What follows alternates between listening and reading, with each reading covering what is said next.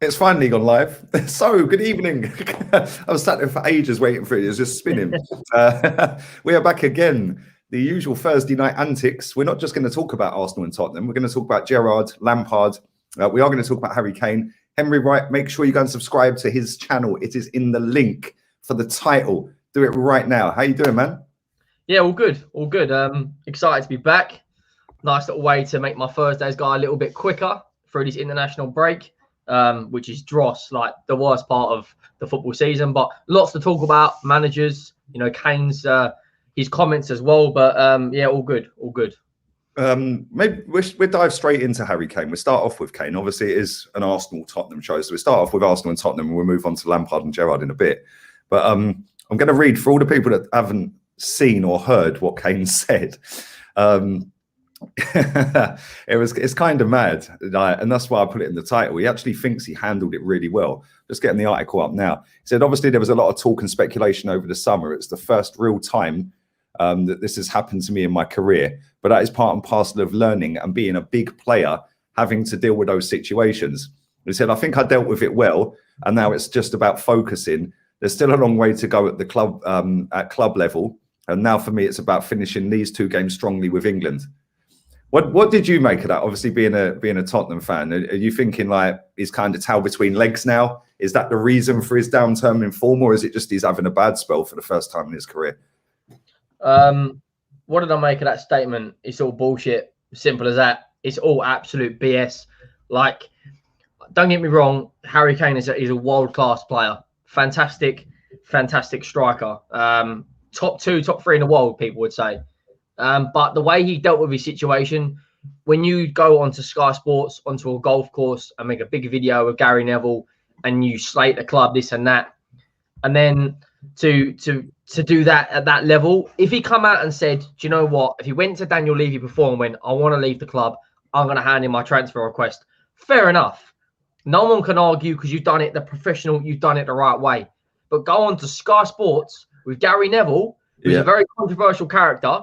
Like, don't get me wrong, he arse-licks flipping Ole Gunnar Solskjaer, but he'll be so quick to throw Arsene Wenger under the bus or anyone else under, or Jose. When it's one of his own kind, he'll hold his cards close to his chest. But when he starts doing that video, I was like, this is not going to end well for Tottenham or Harry Kane. And then obviously he doesn't get his move. It was so clear he wanted to go Man City, rightly so. Best team in the country. If you put Kane in that side, they win it all. For me, they win the Champions League. De Bruyne, Bernardo Silva putting balls on a sixpence for, at the time, a striker that wins the Golden Boot and the Premier League Playmaker Award. You know, you're laughing. Guardiola hasn't even got to do no management. His players will do it for him. Doesn't get his move, and unfortunately, comes back to little old Tottenham, and he can't score in a brothel.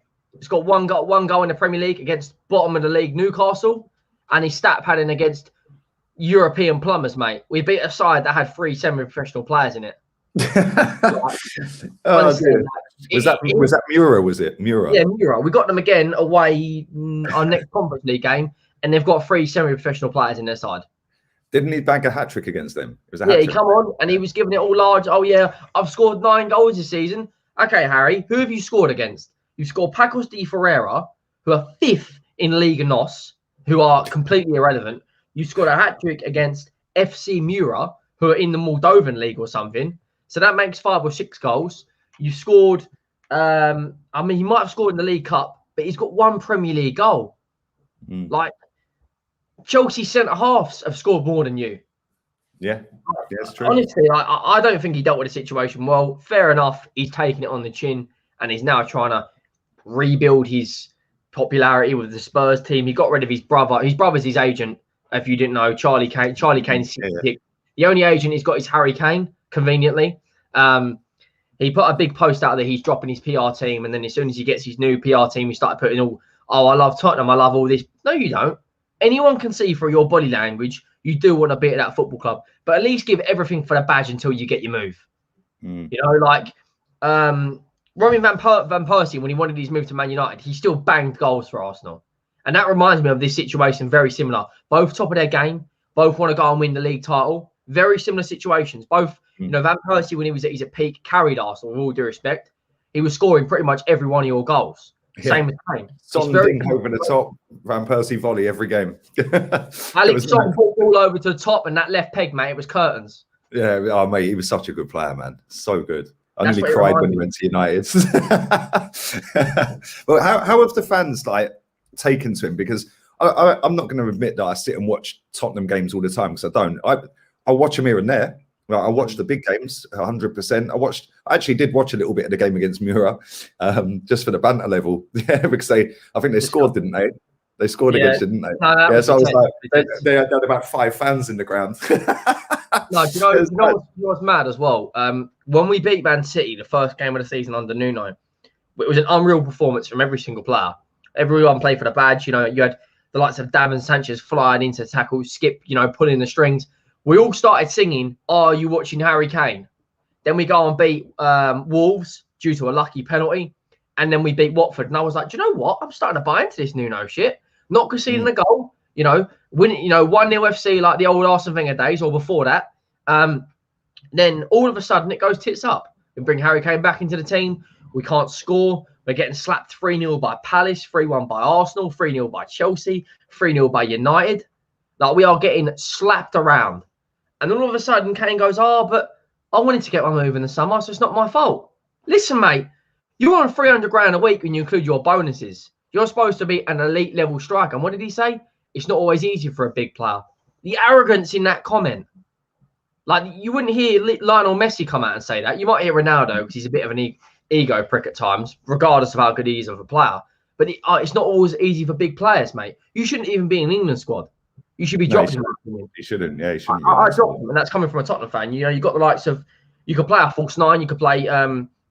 Well, obviously Danny Ings has got injured, Calvert-Lewin's injured, but there's still other players that will do the job. Especially coming. Who have we got? Albania. San Marino and Albania. I mean, do you know what I mean? Come on, you could have put the under-14s out against San Marino. That's a now-done win. Albania would be tougher, but we should still beat them. Let's be real. And if we don't, then he should be sacked anyway. I can't stand Southgate. But what's the atmosphere like in the ground? Like, obviously under Nuno, I know it was semi-toxic and all of that, and they were booing. But what's the atmosphere like with him, like with Kane? Like, because obviously, I think there's, from what I see, you know it better than I do because you watch him all the time. You're more invested in it, yeah. But from what I see as an outsider is, I think a lot of people really want him to turn it around. But they're getting so peed off and frustrated that it ain't happened, and we're like a third of the way through the season or a quarter of the way through the season, whatever it is. And they're thinking, yeah, 1 league goal, mate. This ain't looking good. Now Conte's come in. He's obviously got a draw in he won the first game, Conference League, drew the second game. But, you didn't have a shot on target in that second game. And he tried a few different other players. I think he put Skip in midfield. He played Davis at centre-back in a back three. But, again, Kane didn't score. So is that the general feeling? Is it that like most people in the Spurs fan base want him to turn it around, or is it just they've kind of gone fuck him? It's kind of like it depends. I'd say it's like 80% wanting to turn it around. Like, he's an elite level striker. Like, the guy last season was top 3 players in the Premier League. He was unbelievable. But like the thing is, as well, like they've brought Conte in. It is a very smart appointment because when Conte went to Inter, Lukaku had Timberland boots on. He couldn't control the ball to save his life. He was running around in steel toe cap boots. Conte puts an arm around Lukaku, turns Lukaku into a goal machine.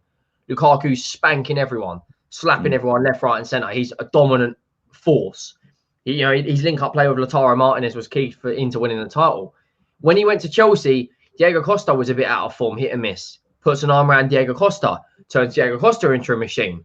Marcus Alonso that season was a standout player for Chelsea. Can he do that with Harry Kane? Only time will tell. But at the end of the day, if you can't perform for Conte, then you can't perform for anyone.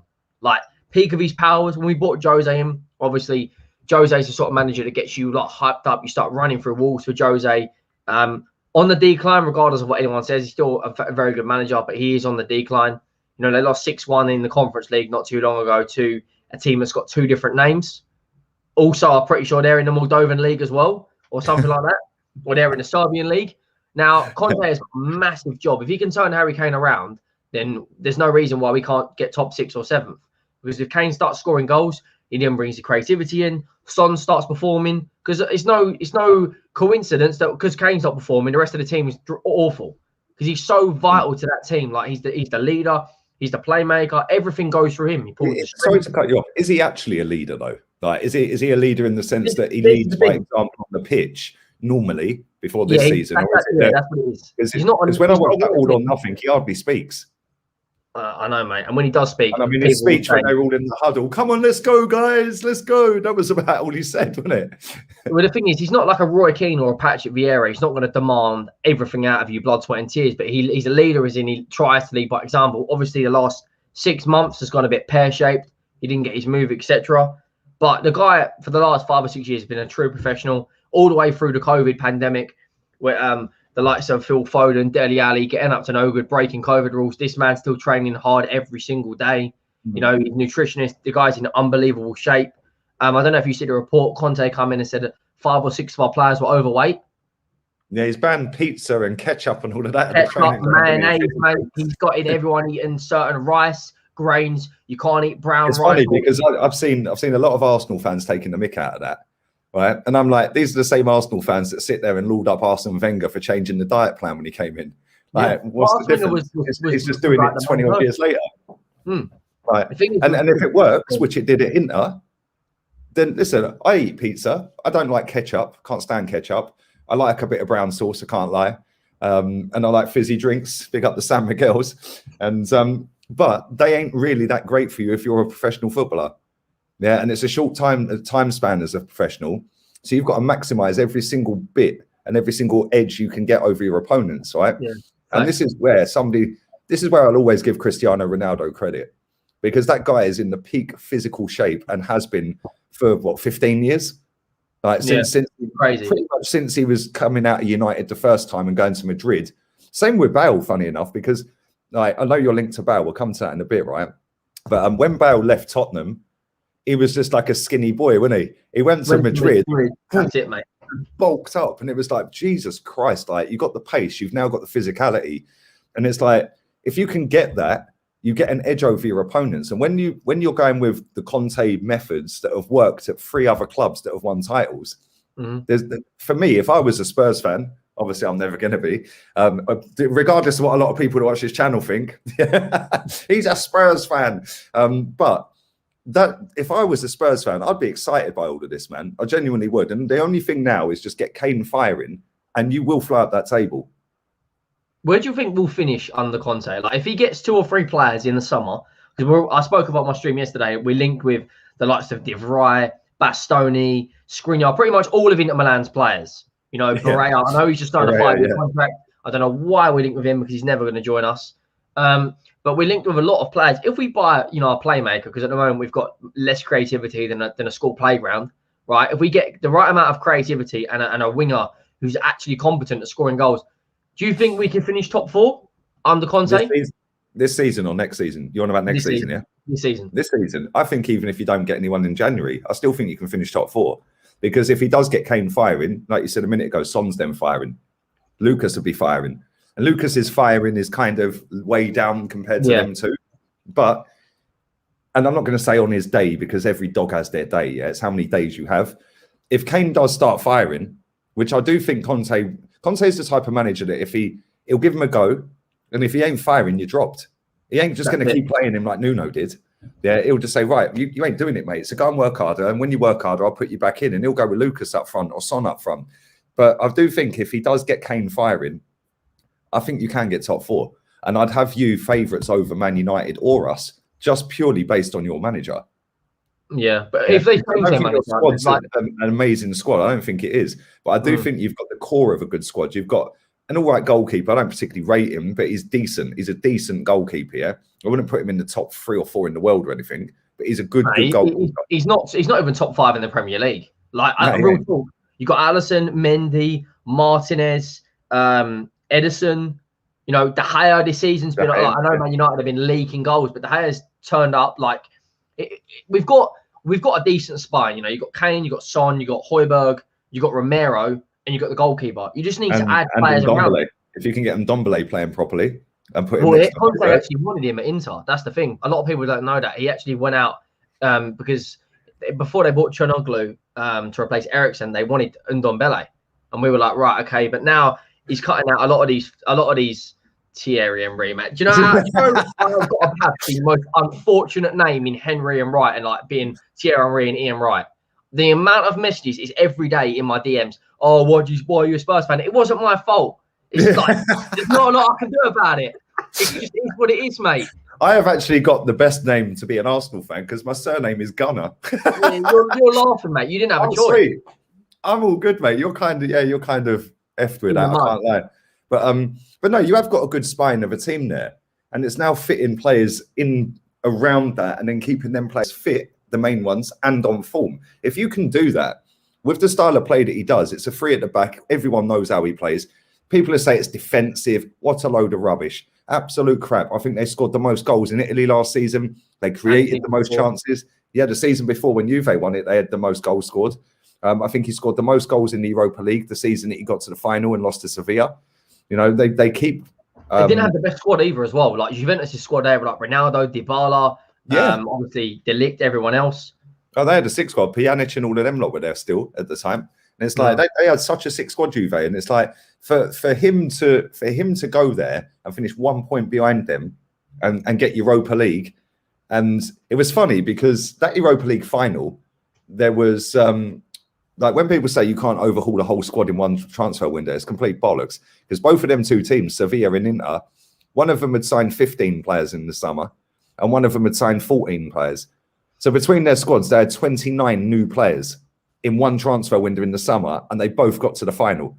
Yeah, and that just goes to show how good both of them managers are. The manager at Sevilla is absolutely class, and Conte. The three at the back is not defensive. People see it as defensive because it's 5 defenders without the ball and 2 sat in front. But when you're attacking and when you want to try and dominate the ball, like Tuchel does, for example, it's literally 3 at the back and everyone else is up front. Yeah, and you're literally pressing and suffocating these teams. And that's why these teams score so many goals, because when they nick the ball because of the press, they're pressing in packs of 2s and 3s. So they nick the ball high up the pitch. Then the team shifts over to try and compensate them nicking the ball. There's 2 or 3 men spare at the back post every time. The amount of goals Conte's teams score like that, whether it be Juve back in the day, Chelsea, Inter, is absolutely insane. And if he gets you lot rocking, you've got the pace with Lucas. You've got the trickery and the skill with Son, and his left foot, right foot, he can do it both. Then you've got a genuinely world-class striker. Yeah, I've said he's world-class for time. Where do you rank Kane in the world? Like before this season, coming from nowhere. before this season, let's go off his last season. I would have him. I would actually, and I'm not going to say this lightly either, right? I'd say he was the best striker on the planet, right? And the reason I say that, and there's no discredit to Lewandowski, but that league's shit. Yeah, the top 3 or 4 teams are quality. I know Lewandowski does it in the Champions League, so like, don't think I'm chatting bollocks here, because I know the quality in the Champions League is a lot better, right? But that's 1 or 2 times a month that you're playing in them games, so you can get yourself up for them big games, right? Stat padding against fucking Freiburg and fucking Munich 1860 and all this shit. Fucking no thanks, right? When you're scoring against Newcastle, for example, Newcastle would probably be a mid to top 6 team in that Bundesliga even now, because that league is shit. It's absolute dross, isn't it? Like Mustafi went over there. Was it Mustafi? Yeah, Mustafi. Someone over there. I think it was Top Rack. A Turkish centre half went over there and started bossing it. Like you couldn't do anything in La Liga. Like outside the Premier League, La Liga is probably the second best because you got Villarreal, you got Real, Atletico, Valencia, Sevilla. Real Sociedad, they're flying at the minute. Betis are up there at the minute, although Bellerin scored an own goal the other day. And one of the goals was his fault as well. Yeah, the first goal was his fault. Then he scored an own goal, and that was at home in the derby against Sevilla. It was like, you prat. But I'd rank before this season. I'd say Kane was the best. I'd then go Benzema, then Lewandowski. But listen, you can put any of them 3 in any order, and it don't look stupid, does it? Do you know what I mean? It's just how you think they are. And the reason I put Kane up there as the best out of the 3 is because based on this league. And the team as well. Like you're playing for a mediocre Spurs team. Whereas them 2 are playing for top teams that win titles and they've got top ballers. He's playing with fucking Eric Dyer. Yeah, like come on. Yeah, he's mate. Eric Dyer and Højbjerg and then Domblé. As much as I rate both of them last two, I think they're good players, right? But it's not quite Tony Kroos and Modric, is it? Do you know what I mean? It's not quite Thomas Muller and Leroy Sané, is it? Do you know what I mean? It's like or Goretzka or fucking or Kimmich or whoever it is. It's like, you know, when you look at the team that you've got, for him to have been posting the figures that he's been posting, yeah, and it's not like he's just fucking tapping. Like, it's not like he's just a backstick tapping merchant. He does actually score fucking a lot of very good goals. Like, and he always puts them right in the corner, side netting. Yeah, and it's like you put them there, you ain't saving them. No keeper in the world saves them if they go right in that side netting, because it's impossible for you to get down that quickly and save it. Same with the penalties. He puts them, whips them into the side netting. So much pace as well. Like, he does everything with like, if it's not hit like maximum, he rarely scores like a goal where he'll place it in. But I want to ask you something as well, and everyone in the chat. Whose squad is better at the moment, Tottenham's or Arsenal's? On form, Arsenal's. Not on form, just like when you look at, on form, you've got Smith Rowe, who I said to every single person on Twitter who will have a better season than Phil Foden. Now people are starting to believe me. The guy, I'm telling you, Smith Rowe does not play like an English footballer. He plays like a South American. Flair. Can go past players like they're not even there. Like, Smith Rowe, honestly, is one of the top prospects in Europe at the moment. And he's balling out. Stop ball hogging. If he can stop ball hogging, although he has started to stop ball hogging, he's added goals, which I wanted him to do. He has got every attribute. He's deceptively quick, right? And that burst of pace away from everyone. Like, I've not seen a player do that since probably Wilshere at Arsenal. To be able to just go boom over 5 yards, like in that midfield central area, yeah. It's like, and like, as soon as he gets them legs running, mate, seriously, he just glides away from people. But he used to hang on to the ball quite a lot and make the wrong pass. This season, he's done it less. He's still done it a few times, but that's learning. Right, you got 3 or 4 runners off you, and he's like looking, and by the time he's looking, he's overrun it. Yeah, and it's like, but this season, he's stopped doing it so much. And I wanted him to just add goals, because if he adds goals, he can be a top baller, man. Yeah, 100%. And I said he'll be better than Saka. Yeah, I think it's wrong, because Saka can play in multiple positions. Like, Saka's best position's on the wing, but Smith Rowe has got that quality. He can play that defense splitting pass. He can play on the wing. He can play centre. I just think the best of him is to come in, like, coming through this festive period, and the games are coming thick and fast, and you've got a game in like every 3 days. You know, Smith Rowe is going to honestly be the standout. I think he'll win Young Player of the Year. I know it's early days, but maybe it depends, because most of the time, Young Player of the Year wins something, don't they? Like, they normally win a league or they win a cup, or like, so it'd be interesting, because if we don't win anything, which I don't think we will, then it'd be interesting. But so far, so good this season. I'm so glad he's stepped up. He obviously watches the channel, so big up Smithy Rowe, because I've obviously sat here and people go, "Oh, you're picking on a 21-year-old." No, I'm not picking on anyone. You know, I just wanted him to score more goals. He's an attacking forward player. Yeah, they should be scoring goals, him and Saka. Yeah, and it's like, people just start crying when you dig them out. And it's like, mate, you're playing for Arsenal Football Club. You're an attacker. Your job is to score and create. And this season, he has scored and created. He's played 11 games. He's got 4 goals, 2 assists in the league. Yeah, Saka, I think he's got 1 goal, 1 assist. And I think he's only got 2 goals since February, which just ain't good enough. But yeah, but like, the thing is, you've got to give him a chance, I guess, because he's a kid. But at the same time, he shouldn't be playing at the minute. Yeah, he should not be playing. I'm really pissed off that he's gone to that England duty, that England international, because it's like, people say, "Oh, you're only playing 1 game a week. You shouldn't need a rest." This kid has played probably about nearly every game for 2 years for England and for Arsenal, and it's like, you are only 20 years old, mate. Like, so I mean, it's like Kane as well. Like, Kane hasn't playing in big man's league. You're playing up against big physical players. Like, he's going to go home every week. His ribs are going to be hurting. His legs are going to be hurting. Then he's got to come back to training the next day. Then he'll get called up to England international. All the traveling all over the world. Yeah, it does take it out of you, man. Like, you know this. You fucking get on a plane. You go here. You go there, or just driving around on a coach or a bus or in your car or whatever. It does take it out of you. That's without playing the football. Yeah, it's like whenever I go to Spain. Whenever I go to Spain, I always find myself taking a packet of Lay's to bed at like 3 p.m. and having a nap. Like, I don't know, that's the one when you're out on holiday. It's the heat, innit, man? It's the heat. Why do you think I'm always on the beer, mate? Like, honestly, like, I don't know how that some of these players do it. Like, it's like, you look at Kane.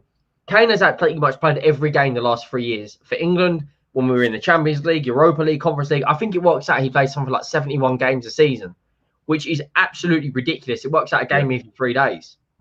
You know, due to the lack of depth we've got in our forwards, he has to play. Simple as that. Saka in the Premier League since the beginning of last season has played 43 games. So he's actually only missed 6 games in the league. Right, in the league, that is, yeah. Right. The EFL Cup in the last 2 seasons, he's played 4 games so far. So that's what he's played 43 plus 6, 49 games. That's without the Europa League, where he played 9. Yes, that's 57. That's without England international duty. Yeah, and it's like that is a hell of a lot of games for a kid. And listen, I really rate Saka, and people just can't understand that when you criticize a player, it's not because you hate on the player, it's because you actually think like, do you know what? Yeah, you like sometimes I do hate on players because I can't stand Granit Xhaka, for example. So yeah, I do fucking hate him. I don't want him in my club. Yeah, I do. Can't stand him. For me, like, is 50 million we pay for that guy, including the loan. He's better for Argentina. Have you? I know you're not on Twitter anymore due to the antics that you get up to and all that. But if you ever get a chance, nothing to do with me, mate. I'm just doing what I'm doing. Oh, hold up! Somebody's at my door. Might be the brass holder. If any of you get the chance and you're on Twitter, follow an account called Stop That GLC or Stop That Lo Celso. Any of you guys are Arsenal fans, you'll absolutely love the account because this guy is absolute fucking dross. 50 million Tottenham paid for him, including his loan fee and including his transfer fee. And the guy has registered about 1 or 2 Premier League goals. Super chat, would either of you take Erik ten Hag at Ajax? Because this team is practically the same team that went to the Champions League semi-final, you know. Erik ten Hag is a fantastic coach. Really, really good manager. Fantastic at developing young players as well. The likes of Gravenberch, Frankie de Jong, Donny van der Beek, De Ligt, you know, Tagliafico, Onana. You know, his development when it comes into these sort of players is second to none. I personally think he would be a fantastic manager for Arsenal. Like, I don't know, do you rate Ten Hag? I do, and I don't. They weren't the brass. She's coming at 9. I'm joking. I've never paid for it in my life. Never will. They do it for free. I'm playing people. Somebody actually believed this as well. The reason I rate Ten Hag is because of the style of play. Not that I think style of play is amazing. Like, no, that's amazing. But I don't think that's like, just because you've got a good style of play don't mean that you win. Yeah. Yes, it's attractive on the eye. Like, Arsenal fans go, oh, the Arsenal way. They don't know the Arsenal way because you weren't born back before Wenger was here. Yeah, the Arsenal way was bore the shit out of everyone and win 1-0 every week, which is kind of what we're doing now, to be fair. Yeah. So maybe he is a genius. I don't know. Maybe he's the next George Graham. But this is why I don't necessarily put him. He's a good manager. Don't get it wrong, yeah? He is a good manager. Again, it's a shit. You're better than Arteta. Yeah, that is a shit league. Let's be real. That is a shit league. Like, the way he developed young players, like Frankie de Jong, Donny van der Beek, De Ligt, Tagliafico. But is that just well, or is that the Ajax academy and the whole setup? Because when Bergkamp played for Arsenal, he said in an interview years and years ago, Bergkamp's played every position in the academy, and he said that at Ajax, I don't know if this is still a thing now. At Ajax, they make you play in every single position, and then they choose your best position. Yeah, so he was playing right back, he was playing goalkeeper, he was playing CM, DM, left wing, right wing, and they said, no, you're a second striker, stroke number 10. Yeah, and that's then Bergkamp went on to do whatever he did, yeah, like unbelievable things. But this is why a lot of people, it's funky and fancy because he's got a fancy name, Erik ten Hag. If his name was Dave Smith, nobody would be hyping him up, even doing what he's doing at Ajax. But because he's got a funky, exotic name, people get associated to that and attached to that and go, oh, well, yeah, but look at that Ajax team. They got to this and they got to that. Don't forget, this is the same Ajax team that bottled a 3-0 against you or a 3-1, whatever it was. He's done well. Like, he got them to the Europa League final. Do you know what's sad as well? I'm going to say that's funny. He got them to the Europa League final. They played Manchester United. Manchester United targeted Davinson Sanchez as the weak link in that Ajax team. Jose wins. Pogba's dancing around with the Europa League trophy. The next season, what do Tottenham do? They go and sign Davinson Sanchez. And he's been an absolute mare and an awful centre-back since then. So to the point of where the guy got made into a meme against Man City eating grass like a goat. Like, honestly, this club at times is hilarious. Just to clarify, there's nearly 500 people watching and we still haven't hit 200 likes. So it's simple. That's a shambles. A lot of people are saying put it on slow mode. I never put it on slow mode. I refuse to put it on slow mode. All of these bots that are coming in, just spamming, all these people that have been going, mod me, mod me, mod me, mod me, please mod me, please mod me. This is the reason you wanted to be modded. Yeah, come on. Like, it also boosts the algorithm, so I ain't putting it on slow mode. Big up to this guy Leonard on Facebook. Now, Lee, you asked Arteta to win the Premier League in order to change your opinion on him. I think that meant opinion about him. It's hypo, I'd imagine. More than 1 month ago, you used to say that you wanted to be at least top 4 and you'd change your opinion. Please send me the clip of where I've said that, mate. Find the clip for me. Lee Gunner 82 on Instagram. Please find that. So it is clear that you don't care about Arsenal. You only want money and views. Right. Number one, my job is YouTube, so I get views. Right. So yes, well done. I do want to get views because that's my job. I don't want to do this and no one watch it. The same as you don't want to put that on Facebook for no one to see it, mate. Yeah. When people go, oh, you're an attention seeker. Well, everyone on social media is, because you ain't fucking doing it so nobody reads it, are you? Yeah. So let's be real. Right, well, they go, oh, you're just doing it for clout. Well, that's kind of the idea, mate. Everyone wants to grow. Like, exactly. At least I'm honest with it. And guess what? Let me tell you something about the money side of it, right? Arsenal Football Club don't pay me. YouTube pay me. And YouTube pay me off of the back of the views I get. You're one of them, by the way, albeit you're on Facebook, which, by the way, I'm also monetized on. So thanks for the view.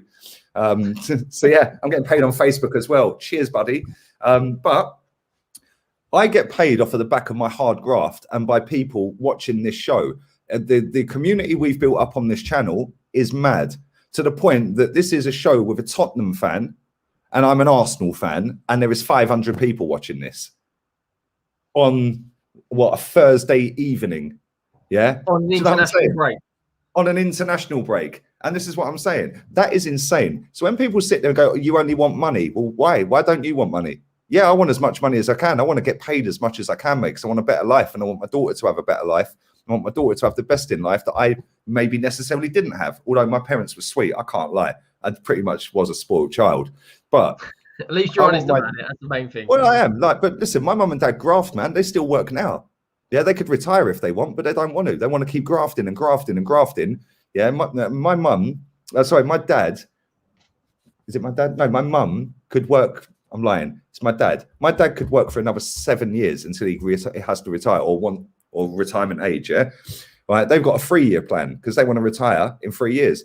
But they've got a decent life, man. My mum and dad, they've worked their nuts off. Yeah, they've saved money. They've sold houses. They've made money. Like blah blah blah. Right. And they gave me that work ethic mode from when I was a kid. That if you want something, you have to fucking graft. You have to roll these up. Yeah, you roll these up and you graft for it. Right. So when people sit there and start crying about you earn money out of the downfall of Arsenal Football Club, number one, motherfucker, every single person at that football club is getting paid. Yeah. And they're in the downfall. Not me, them. Yeah. So when they're nicking 100 grand a week and they're a shit footballer, why aren't you onto them? Why are you onto Lee Gunner, who's earning money off YouTube, not Arsenal? Because they're actually taking the money out of the football club. I'm not. So if you want to cry about it, Leonard, keep crying. But thanks for watching. Because I ain't going anywhere. My channel grows every day. So thanks, mate. Appreciate it. Anyway, fuck him. Let's carry on. Big up to all the people that do appreciate and love and watch. And that's the 500 in the building. Let's go on to this story. I don't know if you've seen it, that Arteta said. I've done a video on it yesterday. But is it about I want to get your thoughts on it, about Wenger. And Arteta said, bring Wenger back to the club in some capacity. Jesus. Like, don't get me wrong, Arsene Wenger will always be an unbelievable manager. And that's coming from a Tottenham fan, you know. I'm going. See you later. Like, don't get me wrong. The last couple of years, he should have hung the boots up and said, you know what? You know, like Ferguson. When Ferguson left, it all went tits up and it went shit. Let's be real. Man United haven't won a league title since 2012. That'll be 10 years next year, which is Man United's longest wait for a title since the 80s. Wenger left, right? It all went tits up. But Wenger should have gone in my opinion, 2014, he should have walked. He dragged it on and dragged it on. It'll always be what he did with Arsenal, you know, developing players like the Omris, the Bergkamps, the Vieiras, the Lundberg, you know, the names, the Laymans, you know, Petit, you know, Vieira. The amount of players you had, like, as a collective was unbelievable. In my opinion, you know, there's a reason why we called him a dinosaur, because you can't teach an old dog new tricks. And I mean that with all due respect. You have to respect what he's done in the game, just like you've got to respect what Jose Mourinho's done, Guardiola, etc., etc. You respect their philosophy and what they've done as a manager. Right. You're in your 70s now, mate. Yeah. Go and enjoy your retirement. Go and get yourself a couple of brasses or do whatever you've got to do, mate. Go and enjoy life with the wife and kids. Go buy yourself a fucking yacht because you've got that much money. Why this guy's, what is he, responsible for personal development of young players? He's head of world football development or some bollocks, yeah. Yeah, like, it's just another title for him to watch, to be one of these corrupt players like Luis Figo at FIFA. To nick another fucking couple of million a year. Right. Do you know Luis Figo is on €4 million a year? And can you name a single thing that Figo's implemented? Nothing. He just stands there and, Cristiano Ronaldo's done very well. Bruno Fernandes, Ruben Diaz, what a challenge. Mate, listen, just go and enjoy your retirement. I don't understand why. I think he's just trying to be nice. Like Arteta, you know, you put the cones out for Pep, you won an FA Cup, congratulations. But to say you want to bring Wenger back, for me, I can't see the benefit. I honestly can't. Like bringing Jack Wilshere back, with all due respect, one game against Xavi and Iniesta, and you're retired basically at 29 years old. I've had this debate. Like, I love your fan base to bits because you're like Spurs. You're very emotional, reactional. They're the funniest fan base to watch, mate. It's hilarious. 100%. Right. You tell me and take the emotion out of this, and everyone in this chat. Dele Alli's first season in the Premier League drops Player of the Year and Young Player of the Year. Only 3 players to ever do that are, I think Kante did one, Gareth Bale and Dele Alli. Dele Alli on his second season drops 20 goals and something like 5 assists in all comps. Jack Wilshere has never got to them numbers. But Jack Wilshere, because he had one good game against Xavi and Iniesta as an 18 or 19-year-old, has automatically got this reputation for being such a fantastic player. But what did he actually do in his own career? You know why he got that reputation? That is technically semi-right, yeah? Because he was brilliant in that game. But that was when he was like, 11, 12 years ago, whatever, yeah? But technically, he was fucking flawless. He's technically better than Dele Alli, yeah? Yes, he didn't score. Oh, 100%. Oh, 100%. The chat, ask the chat. There's a lot of non-Arsenal fans in this chat. Yeah, Villa fans, Leeds fans, Brighton, Bournemouth. But there is a lot of Arsenal in there as well. There's Chelsea, there's Tottenham. Yeah, out of Dele Alli,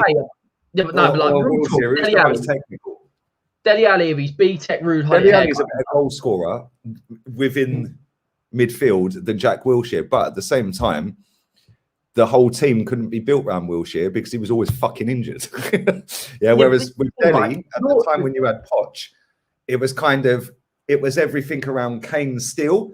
Yeah, but the idea was to get Dele running in unmarked. Yeah, and it worked all the time. Some of the goals he scored were class. So that goal against Palace he scored where he flicked it up. His England debut, he slapped one top left like a postage stamp.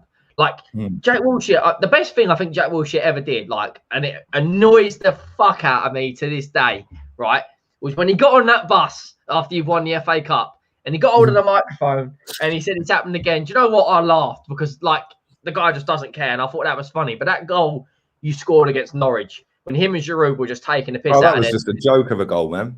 That was a joke. That's the best team goal I've ever seen in my life, and that's coming from a Tottenham fan. But I just don't get what all this hype comes from. Like, Phil Foden is a technically better player than Jack Wilshere has ever been. Smith Rowe. I actually agree. I think Phil Foden's a better footballer, 100%. What about Smith Rowe? Does he have more technical ability than Wilshere? Ever did? Nah. One game is an 18 or a 19-year-old, Liam, and all of a sudden... It's not just one game, though, Henry, yeah? Like, honestly, it's not just one game. When Wilshere was fit, he was genuinely a fucking top player. A top player. And it weren't just Barcelona. Like, there was loads of games. You could, like, the thing is, like, people will always dig out the Barcelona game and the Norwich game. Yeah? He won goal of the season, slapping one in top bins against West Brom. Yeah, that was a banger and all. I remember that. Exactly. Come on. So there's 3 instances straight away, yeah? Right? But it's like there were so many games watching Wilshere. When Wilshere was in midfield, we were so much better. And we had some fucking good players in that team at that time, yeah? But when he was in that midfield, we were quality, man. Like, we were just so good to watch. The way he glides around the pitch. Like, the older fans in the chat, like somebody like Jez, for example. Like, Jez watched Liam Brady. I was never lucky enough to see Liam Brady. Yeah, I was too young. Yeah, the amount of people that compared Jack Wilshere to Liam Brady, the way he played on the pitch, the way he run, the way he jinks past people. Like I say, I can see it because obviously I've gone back and watched some Liam Brady clips and stuff on YouTube and other stuff I've seen on TV. But when Wilshere was fit, he made us so much better. And we had quality players in that team, man. We had the Rizikis in there. We had fucking top players in there, man. Oh, Rizicki scored against Arsenal, you won 1-0, and it was an absolute scream. Oh, that rocket in the first minute, and then the game was shit, wasn't it? Yeah, the rest of the game was absolutely dross, and you might as well put on EastEnders or something. But like the thing with Wilshere is, regardless of the ability, like the guy was made of breadsticks. He was injured like every other weekend. So like what? Like I get some of them injuries are unfortunate, but like when you're caught, like you're supposed to be a professional footballer and you're out in RB for smoking with all these players while your team are like struggling this and that. I can't help it. I just dislike the guy. Like I might be a bit harsh, but yeah, obviously he had a lot of ability. Don't get me wrong. Like to come through Arsenal's academy and to boss a game like that as a very young player. I just think when you look at Dele Alli, like what he did in his first season was absolutely ridiculous. Like young player of the year and player of the year. What's happened to him though? This guy doesn't care. Like he's B-Tech rude hullet, pound stretchers haircut. He cares more about his clothing brand. He doesn't care about football. He is earning something like they said that the other day. He's earning 300 grand a week through football and his clothing brand. The guy is going to be. Do you know what's mad, right? Is I actually know people that know him. I've met Dele Alli a few times, and I can tell you this. Yeah, this was when he first moved to Tottenham, right? I'm going to tell you this, yeah, because I don't give a shit. What's he going to do, right? Because he banned cameras in the fucking McDonald's that night, yeah, right. So he was in Revolution. So like, you ain't Prince Charles. No, he banned everyone from taking the picture, right? Because he shut McDonald's down, yeah, basically, right. So Revolution nightclub, when he signed for Tottenham, right? Revolution nightclub, he had a little fucking backstage cordoned off and all that for him in the club in the ski dome in Milton Keynes, yeah, right. And he thought his shit don't stink, yeah. Like genuinely, the guy is the most arrogant, jumped up prick I've ever met in my life. All right, you can see that. Right? Yeah, but Wilshere's the same. Wilshere's like very much like that, and it's funny because both of their careers are just gone whoosh after being right up here, isn't it? So and you can tell that because the money. The only difference is Wilshere has won a trophy. Well, yeah, I won't going to say that. I was going to say the only difference is Dele Alli's used his money to make more money, whereas Jack Wilshere was buying Ferraris and fucking spending it here, spending it there. I ain't going to say some of the stories I know about Wilshere because I'll probably get fucking sued, mate. Yeah, but Dele Alli right, came out of that nightclub, went into McDonald's, asked them to lock the door, and brought everyone at McDonald's. Everyone that was in there, he paid for their food. So I was like, oh, that's kind of nice.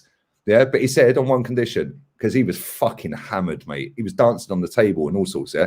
He said, on one condition, no one takes a picture, because he'd literally just signed for Tottenham.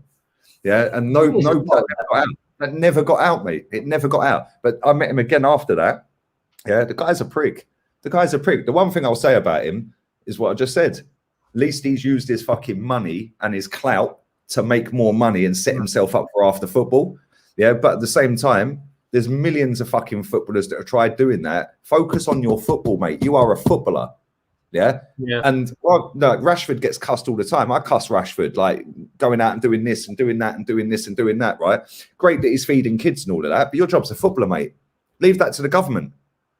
Yeah. It's great that you want to do that, and it has helped millions of people. I'm not knocking it, but you've taken your eye off of what you're getting paid 300 grand a week to do. Yeah. It's play fucking football. Yeah, and it's like Dele Alli. Credit to these people, though. Listen, if they want to go out there and do that, cool. But if your footballing has gone from up here to down here, and you're doing that, now it's an issue. If your football is still up here and you're doing that, nobody says a fucking word, because us as fans just want you to be better on the football pitch. So if you're doing all these outside ventures like Bellerin, oh, let me go mincing around in fucking Milan. Who gives a fuck? Start playing properly, mate. Yeah, and it's like. No, when I see people like that, I just think like, on one hand, it's good that you're doing a good deed, but at the same time, your job is a footballer, mate. Do the good deed at the end of your footballing career. because you'll still have the clout, and at the end of the footballing career, you might have even more clout. But that's just me. I don't know, man. That's just me. The thing that Dele Alli did that really pissed everyone off was when, I don't know if you remember, during COVID, his house got burgled, and you know, people were saying like a toaster got stolen because he didn't have any trophies or medals or anything like that, and his kettle got stolen. I know people find that fucking hilarious, but he lost they broke into his Range Rover. They stole like 2 Rolexes and this and that. So you know what he did? Just because he's an arrogant prick, he turned up to training the next day in a Rolls Royce with 150 grand. Not Patek Philippe. I can't remember what the watch is called. It might have been an AP or whatever it was. Just to say, do you know what? Fuck you. Like, there's people out there that are starving, mate. You're in a privileged position where you're never going to have to worry about your life ever again, regardless if your career is only 15 years or whatever, because it's a very short career. But you're never, Richard Mille, that's the watch. You're never, ever, ever going to have to worry financially and your family ever again. You got burgled, and to just turn up and be Rolls. I remember seeing a picture. He had the red leather interior as well, just to be extra arrogant. And he had one hand on the steering wheel, and he put his glasses down and said hello to the camera. Like, the guy just doesn't care. Fair play, because I'd love to be able to do that. But like, yeah, but it just shows how unserious. And let's be real here, right? What age was he when he did that? No, 23. 24? 23. 23 years old. That is the typical case of money has gone to your head, my friend. Yeah. Because you've shot to fame, you can't hack it. Yeah, you're getting all this money in. You're getting birds dropping at their knickers for you, left, right, and centre. Yeah, I could allegedly. This comment's funny. Say allegedly, mate. I can tell you a few stories about that as well, but I'll keep that a secret. But there we go. Because I'm not going to say anything. But yeah, I'll tell you backstage. Yeah, but it's like I just look at it and I think like it's this. You have to have the right mentality to be a footballer. Because you are going to get people try and latch onto you. You are going to get like people that just want to get money out of you. You are going to get fucking women that just want to fucking take money off of you. Yeah, and pretend to want to be shagging you and all of this and that. Yeah, and it's like some people just can't hack it, and they have the wrong people around them. Yeah. So yeah, it's like that's cool by the way. But it's just like you have to have the right people around you. Like Dele Alli was adopted. Yeah, I know. Yeah. Do you know what I'm saying? So it's like the family. Yeah, I don't know the family personally, but they used to live like 6 miles away from me. Yeah, in the little village outside Milton Keynes. Yeah, and their son played for MK Dons, and was Kane. Not Kane. Sorry, it was Alli's agent because he was a shit footballer. This lad, and he went on loan to Hemel Hempstead when Dele's getting his move to Tottenham. Yeah, so I think Alli was like, "Yo, I'll make you my agent." So I don't know if he's still the agent. Harry, his name is. Yeah. Wouldn't surprise me. He's I don't know if he's still his agent, but it's like he has looked after that family. Yeah, 100%. I know that, but it's like that's what you're supposed to do. Your family, like they've looked after you. You're not even their child, mate. Like they've taken you in with the goodness of their heart, and you're out there earning 150, 200 grand a week, and you haven't scored a goal in play in the Premier League for nearly 2 seasons. Like he's more interested in fucking rumping Pep's daughter, bruv. That's all he's interested in. At least he's scoring off the pitch, mate. You want to start scoring on the pitch. At the moment, the form is diabolical, mate. Listen, big up to over 500 people watching, man. Smack the likes up. Make sure you subscribe to Henry Wright TV. The link is in the title. The blue hyperlink. Click on it. It'll take you straight to his channel. Make sure you subscribe, man. Push him up to 3.5. Only 15 subs away from 3.2k as well. Well, there you go. Come on, get that done right now. Big up to Nathan as well. We're going to carry on for about another half hour or so, yeah?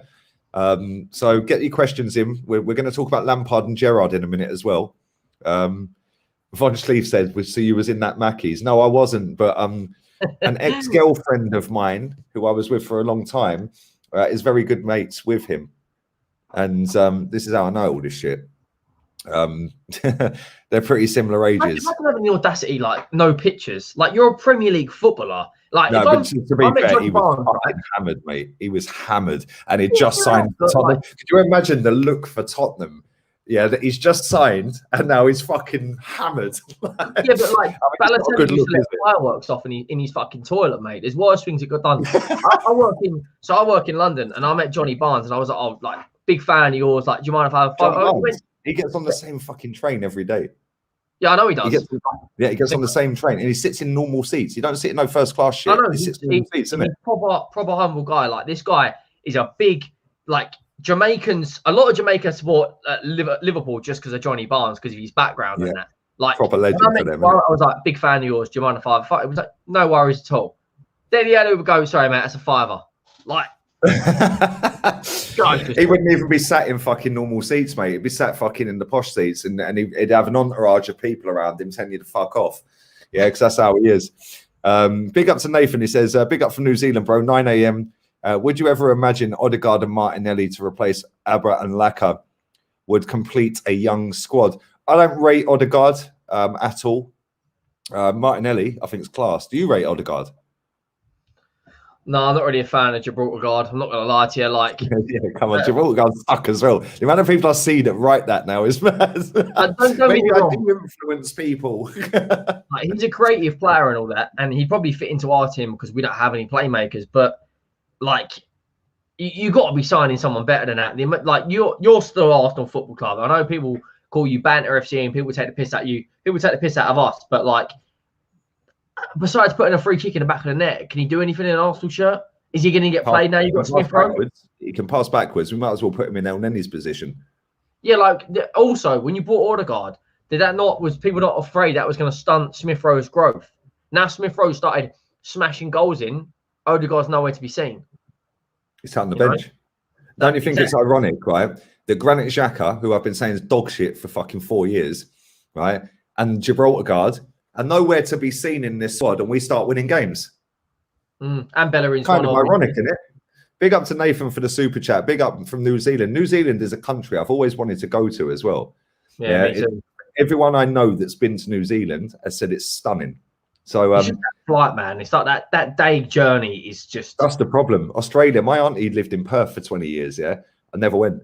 I can't be doing these 20-hour fucking flights, mate. Like, fuck that. Like, I'm going to like Dubai next month, and I thought of me sitting on a plane for 6 hours is bad. You add another 18 to that, or whatever. I done Mexico. Mexico was 11 and a half. That actually weren't too bad because we just got fucking hammered on the plane because it was free drink. Any long haul is free drink. Well, it used to be. Yeah, so it was just fucking. We'd raid the fucking bar. Yo, come here. Yeah, we're just fucking necking fucking, and the amount of stag doos that were on their way to Cancun was mad, mate. Like, it was fucking mental. That basically like a pharmacy of wings. Bro, trust me, yeah. Do spring break in Cancun. It is wild. Yeah, it is wild. Me and my boy Jay, yeah, fucking. Oh, we went on a mad one, man. Literally just fucking on a madness. We see Wiz Khalifa on the beach. We were getting told, don't go to the beach, the cartel will come, you'll get robbed. Yeah, shut up, we're in the front row like fucking Wiz Khalifa. We went to fucking the City Club, see 2 Chainz live. Yeah, VIP in there, that was sick. Yeah, it was wicked, man. Mexico, yeah, just go and do it, man. Go and do it. And big up to my boy Nee as well. Come on, hope you and the wifey and the kids are good, man. Good to be on here, Lee. Who is your ideal replacement for Abba and Laka? That's a good question. Yeah, that is a good question. Lacazette. What's Aubameyang? 32 and Lacazette, what, 29? Yeah. Who, if you had to get rid of one of them out of the two, who would go first? Like the French Darren Bent or the Gambonese of Bonlaw? I'd have to say Laka just because he lack of goals, lack of threat. Like a talent, like a hairline, mate. He's a better footballer than Aubameyang. So it's a tough one because Aubameyang's got a better output goals-wise, but Laka's a better footballer. And I think when they play together, we're better. But Laka's running his contract down. He's got 6 months left. 6 months? Aubameyang, yeah, come Christmas, he's got 6 months. His contract is, 7 months. He expires in June. Laka's leaving for nothing, mate. I reckon he'll go Spain. That's why he's running around like a fucking madman playing well at the minute because he wants to get the big deal, doesn't he? Wants to get the nice little fucking signing on fee. Scores his goal against Palace, runs over like he's just won the World Cup. Like, I'm not going to lie, I thought that was embarrassing. Pick the ball up, take it back to the halfway line, stop playing football again. Well, like, there's a chance to win the game in a nutshell, mate. That's Arsenal in a nutshell. Like Calvert-Lewin. A lot of people mentioning him. Could he replace one of them? I don't know. After what I see yesterday, bruv, I'm thinking that's Bellerin vibes, isn't it? Yeah, I don't. Do you know the amount of hate this man's got? I don't know why he's dressed as a schoolgirl. Yeah, right. But honestly, good luck to him, mate. If that's what he wants to do and he's happy doing that, Get on with it, man. He's scoring on the pitch. He's scoring off the pitch, obviously. You know what I'm saying? Like, at least he can do it on the pitch, yeah. Which is why I cuss Bellerin, because if you want to go down the fashion model route, at least play well, mate. Yeah. Albert Lewin actually does the business when he's playing. I know he's injured at the minute, but when he plays, he's actually very good. So nobody gives a shit that you're dressed in a schoolgirl's outfit. Nobody cares. Like, the only people that would care are fucking idiots. I'm saying, oh, he's fucking this, or he shouldn't be doing that. No, guess what, mate? That guy is a very good striker. And every time I've seen him play for Everton, he gives 100%, which is saying that Bellerin never done 100% every week. He's so good in the air as well. Like, as an aerial threat, he's one of the best headers of the ball in the world. Like, the guy's unbelievable. He can jump like so flipping high. It's unreal. But like, when you look at out-and-out strikers that you could potentially go to, I said this on a watch-along the other day, right? And I got absolutely ripped to shreds for it, right? I said, I think it was the watch-along, or it might have been the podcast, either one. I said, I'd take Ivan Toney and Ollie Watkins. 100%. Both of them. Yeah, people would say, no, why would you take both of them? Why would you take both of them? Why wouldn't I take both of them? They both work hard as well. They're both grafters. Ivan Toney's goal record, admittedly for Brentford in the Championship, doesn't matter. He still has to holds the goal record. Hasn't hit on all cylinders this season, but it's their first season in the Premiership. Ollie Watkins is going to graft and give you 110% every single game, and can also play out wide. And with Danny Ings there as well, when he comes back, and if he starts firing on all cylinders, is Watkins going to get the game time? Right, I'm not so sure. There's other strikers as well. There's like who's the guy from Workhorst from Wolfsburg? Absolutely banging him in. We've been linked to him a few times, that guy. There's a striker as well for Salzburg, young guy, really young guy, who's like doing absolute mad numbers as well. Like, there's plenty of players out there. It's just finding someone that's gonna do that. Is this true? Has he ditched Pep's daughter? Mate. The guy's on a different level, mate. Let me have a look. Has he ditched Pep's daughter and got a new bird? Pep's daughter is very nice looking, by the way. So if Pep's daughter wants to slide her digits this way, not only that, when you get to Guardiola's house, you can see all the trophies that you should have won. You arrogant. Yeah, maybe Pep said to her, listen, fuck him off. Yeah, get rid of him. He's no good for you. Yeah, maybe Pep said that. You don't know, innit? Yeah, he's a loser. What's he ever won? Get rid of him. Yeah, I'll set you up with David Silva. Yeah, like, do you know what I mean? He's still finessing it, by the way, at Real Sociedad. And he's up. Yeah, he is. Yeah, he is. He's fucking smashing it, mate. He's still smashing it. They're fucking top of the league. It's mad, isn't it? Barcelona. Let's move on to these two fucking legends playing wise. Let's start with Lampard, because we were talking backstage about this before we come on. Like, Lampard is really seriously putting his neck on the line here if he takes that Norwich job, because he done really well at Derby, but he bottled it right at the end. You could say he bottled it. Like, people love to use that word bottle. I probably shouldn't have used the word bottle, but like, they fell away at the end. Yeah, and they didn't get promoted, and he done it twice. He then gets the dream job, flops, right? With Project U. He wasn't ready for that job though, was he? Like 240 million they spent. Doesn't have the CV to back it up. You've managed Derby County, and then you're going to, if not one of the most pressured jobs in world football. Like, it was set up to fail, but going to Norwich is career suicide. Like, you are finished. You're not. We'll do a bet, right? You're probably going to feel the same. I bet everyone in this stream. Yeah, no worries. I bet everyone in this stream that he gets relegated with Norwich, because they don't have a squad.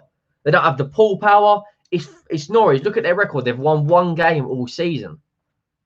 Like, people, what do you think as well? Like, do you think Norwich will stay up now they've got Lampard? There's 522 people watching, by the way, and we've only hit 233 likes. 300 is the next goal. But shambles, do it now. Anyone who ain't hit the like button, you rats. Yeah, there's a rat there for a reason. That's that side. There's a rat there for a reason. We are the rat army. The rat army need to gnaw at the likes. And I'm going to go for a cigarette. I'm going to take you with me. But I think you're right. I'm shocked. I'm genuinely shocked that he's going to take that job, mate. Because I look at it, I think, like, why would you, after being totally embarrassed by Thomas Tuchel, and he has been embarrassed by Tuchel, because he sat there and said this team can't compete for anything. Can't compete for anything. They're not ready to win trophies in that, yeah? right? And then Tuchel goes and wins the Champions League, and gets to Within the 3 FA months. Cup final. And let's be real, it was only a Tielemans screamer that stopped him from going to extra time. And he might have ended, if buts and maybes in it, whatever. But he still won the Champions League. Right now he's sat top of the table with the same team, because Lukaku's not playing at the minute, and Sam Niguez is sat on the bench. So he's got the exact same team that Lampard said can't win anything, that have conceded 4 goals, of which 2 are from open play, and one of them was a deflection. Yeah, it's crazy. It's. Do you know what I don't understand about it? Like, you've just come off the back of a sack. You had what, around 7 months, 8 months out of the job. Go to a Championship side, like I said, your stream. Go to someone like Millwall, get them into the playoffs, do well again, or do what Vieira's done. Go to a Crystal Palace. Vieira's got a better CV than Lampard. He took over Nice. He got him into the Europa, I'm pretty sure. You know, what's Lampard done? Yeah, fair enough. Harry Wilson slaps a free kick against Ole Gunnar or Mourinho at the time, and you beat Man United in the cup. You haven't done anything. Like, it is career suicide for me. Like, I don't understand why you go to Norwich. Like, it's mad, because if he will get relegated, because they ain't good enough. They ain't got enough goals in him at all, mate. Yeah, and but that being said, if he does keep them up, then that is a serious achievement for Lampard, because he'll be the first manager ever to keep Norwich in the Premier League. Yeah, after getting them promoted, and been relegated 5 times. Yeah, after getting them promoted, yeah, they've gone straight back down every time, haven't they? So that'll be an unbelievable achievement for Lampard, considering he's going to get probably next to no transfer budget. They'll probably be looking at loans. Like, that's going to be a struggle, a big struggle. Yeah, it's mad. Big up Classified G says Blood Henry. It's a no-brainer. Of course he's getting relegated. Arsenal are more likely to win the league than Norwich staying up with Frank Lampard. Yeah, you're absolutely right. Like, I don't get it. And then when you look at, you know, what's he expecting from the job as well? Because you're not managing a heavyweight, mate. You're managing a team that are going to be down there slapping it out in the scrubs. Do you know what's mad though, Henry? Right, is my little brother, my youngest brother, yeah, supports Derby. Right, goes home and away all over the country watching Derby. Yeah, they absolutely loved Lampard there. Like, they did the Lampard bounce and all of that stuff. Yeah, he had them rocking. Yeah. But their squad just didn't quite get over the line, because their squad weren't as good as the other squads above them. Or maybe they were, actually. Maybe he just bottled it. I don't know. I don't really watch Derby County, mate. My brother said that they got unlucky. It's always the ref's fault with my brother. He's like an Arsenal fan. Excuse 100, yeah? Like, every time they lose, it's the ref's fault, right? Yeah, but he got them rocking. And I think he should have stayed at Derby for another season, because I think he would have got them up. Yeah, I think, go again, and he would have got them up. Is it Abraham? Yeah, Abraham, Mason Mount. Yeah. Players, but I think he signed. Who was the lad that it was a record for Derby from Arsenal? The chatter, no, it was a lad from Arsenal. I can't remember his name. Young lad. I think he's Polish. Yeah, and we sold him for like 10 million quid to Derby or something. Yeah, but it was like he had a decent team, decent-ish team. But I think if he had stayed there, Bielik, that's it, that's the guy. Big up to Justice, man. Look at him, rapid fire in there. But if he'd stayed there for another season, he probably would have got them up. Then you go and take the next job, yeah. Which is why I kind of rate Gerrard, because Gerrard was touted for every job that was available, right? And he went, sod that, I'm going to Rangers. And you know Rangers. Anyone who knows how big Glasgow Rangers are, yeah, they are a fucking massive football club. They are ridiculously followed, man. Like, everywhere they go across Europe, they take 40,000 fans for 3,000 tickets because they just want to jolly up. Like, but the fans go it's on like mass. Day out for them, isn't it? Like, it's mad. That. Like, I respect what Gerrard's done as well, because he went to Rangers. Let's not get it twisted. I'll let you get. You got 3 super chats to get through. No, that's cool. We'll come back to them in a minute. They've updated StreamYard, so they don't come off the screen anymore. So I can scroll all the way back. But I will read these super chats, people. When Gerrard went there, the league was heavily dominated by Celtic for years, like up to a decade, because Rangers went down twice, down to the Scottish Second League. Then they obviously got back up because they're like the heavyweight in Scotland. He goes there, you know, he signs players like Jermaine Defoe. Shout out to Jermaine Defoe as well. Like, unbelievable forward for us. Jermaine, Arsenal fan. You had to ruin it, didn't you? But anyway, like, yeah, goes to Rangers, does really well, wins them their first league title in a decade, and wins them, correct me if I'm wrong, their 40th title or their 30th title, something like that. and he leaves on a high. So like the Rangers fans can go, do you know what? You've done us that bit, and he's going to Villa, which now is a different kettle of fish because Villa, in my opinion, with the squad they've got, should be challenging for around the Europa League positions. Is he going to get up there? I'm not so sure. He's got a big task, and Villa are not. Are you surprised that he's left Rangers though? Because like Brendan Rodgers left Celtic when they were on the verge of a treble, right? And then Rangers have won the league. I don't know where they are. I think they're probably top. I'd imagine they're top. Yeah, let me have a look. I'd imagine they're top of the league, first or second. But like winning a treble with a squad with Rangers or Celtic, it's impressive. But it's there's 2 leagues in that team. Like it's like winning League One with PSG. Is it impressive? Like, well, listen, for Rangers, I think it is because like we're going to win the title. That's how bad it is. No, but I think with Rangers, because they got relegated and they were in financial difficulty, I think that is a massive achievement what he's done there. Yeah, they are top of the league. They're currently on 30 points. Celtic are second on 26, both unbeaten in the last 5. Yeah, and they're 6 points clear of third. But I do think that they've only lost 1 game this season out of 13. Yeah, 29 goals in 13. You look at them in the Europa and the Champions League, they just get like, I know people think Tottenham get battered everywhere they go. Rangers and Celtic do actually get battered. Like it's not a banter thing. They are horrendous in Europe. Like, don't get me wrong, they are in my opinion, they're a championship club. Norwich would beat Rangers.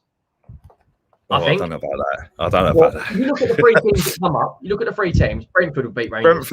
Brentford would. Right. Who else come up? Watford.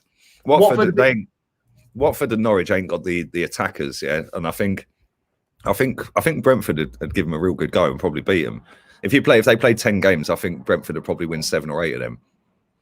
Yeah, but I don't think the other 2 will get. The other 2 might nick a 1 game or 2 games, but I think Rangers are better, and I think Celtic are better than the other 2. But that just kind of sums up that league, really. The fact that Brendan Rodgers left to go to Leicester, that are not as big as Celtic. Celtic are massive, and he left on a treble, like halfway through the season to go to Leicester. And now Stevie G has got them top of the league after winning a title, the first one in a decade or whatever. And he's gone, yeah, see you later. I'm going to Aston Villa, albeit Aston Villa are a massive football club. They won a Champions League trophy. Yeah, the year I was born, 82. Yeah, but it's like they are a massive football club. But are they bigger than Rangers? No, they're not. Yeah, and it's like, but the league is bigger than the Scottish League.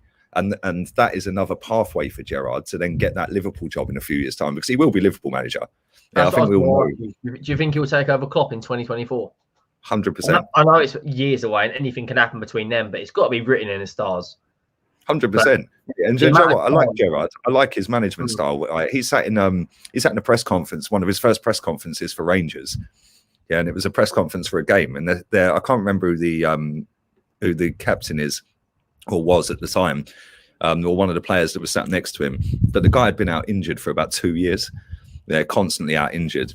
And the reporter asked that lad a question. And Gerrard went, that's an unfair question to ask him. I'll answer it. So he told the lad, shut up. He goes, I'll answer it. He goes, anyone who doesn't want to play for me, yeah, and anyone who don't give 100% will not be at this football club. And that includes him, and pointed at him. Yeah, he goes, so everyone needs to work their nuts off. Everyone needs to adopt my philosophy. And if you do that and you play well, you'll stay at the club. If you don't, you're off. Yeah, and I was like, raw. Yeah, it's like, that's what I want to see from Arteta, innit? Yeah, but it's like, I just want, I love it. And like the way he sits there and sticks it back on reporters. Yeah, it's like, yeah, come on. But this is why I get the ump with the reporters in England, because they work with the clubs, whereas every other league in the world, yeah, they don't. Yeah, the reporters are sticking questions on them, and then the managers have to fight their corner. Did you see Jose after the game the other day, when the reporter was asked? Yeah, and the reporter's he goes, "Did you not watch the game?" Yeah, Jose goes, "Did you not watch the game?" And he goes, "Well, I did, but nobody wants my opinion. They want the Roma manager's opinion."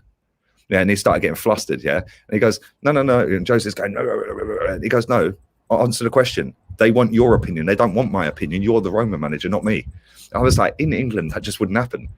Like, we're too sugarcoated. Everything over here is protected. Like, players are protected, managers are protected, goalkeepers. Some of the challenges. Yeah, you got super chat. Big up to Croco. Pretty sure they're in my thing. I just called him Croco. Big up Croco, my guy. Which footballing opinion makes your burst a blood vessel? Mine is everyone overrating Brendan Rodgers. Opinion? What opinion?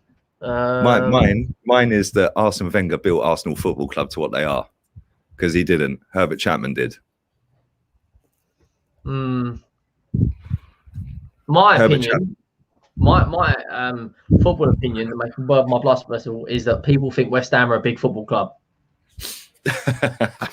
Like, let's not get it twisted. We are shambles at the moment, and we haven't won a trophy since 2008, right? Which is a long time. Jonathan Woodgate, wasn't it? Was it Jonathan Woodgate? One day Ramos. Call me shameless. I was 13 years old, 11 years old. I remember it like the back of my hand. West Ham's last trophy was before you were born, Lee. Yeah, it was 2 years before I was born. 1-0, Trevor Brooking. Yeah, 1980. 42 years ago. And all of a sudden, West Ham deserves to be... No, and the other thing is, West Ham deserves to be top 6. Leicester are not a bigger football club than Tottenham. They've won 5 trophies. We've won 8 FA Cups alone.